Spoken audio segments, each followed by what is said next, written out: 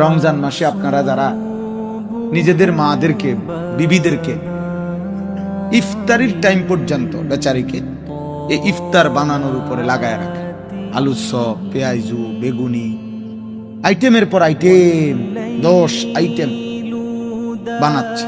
যখন আজান দিয়ে ফেলছে মাগরিবের ইফতারের আজান, তখনও ওনার ঘাম পড়তেছে, তখনও আরো কয়টা পেঁয়াজু বাকি অথবা আলুর চপ বাকি।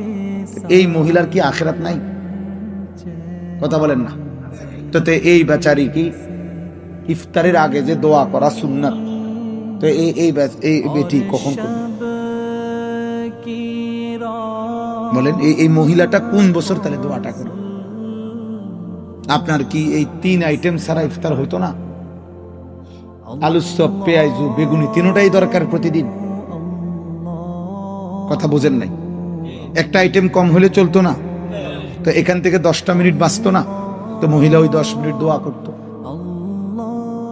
আপনি ডাইকা নিতেন তাকে, চলো বিবি আসো, তুমি বসো, বাচ্চাদেরকে নিয়ে চলো আমরা দোয়া করি নিজেরা।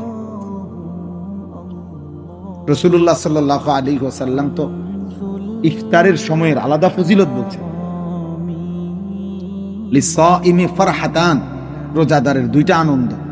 ফারহাতুন ইনদা ফিত্র, একটা হলো এই ইফতারের সময়, আরেকটা হলো ফারহাতুন ইনদা লিকাই রাব্বিহ, হাসরের ময়দানে রোজার বিনিময়ে যখন জান্নাত পাবে, আল্লাহ তাআলার সাক্ষাৎ হবে, তখনের খুশি।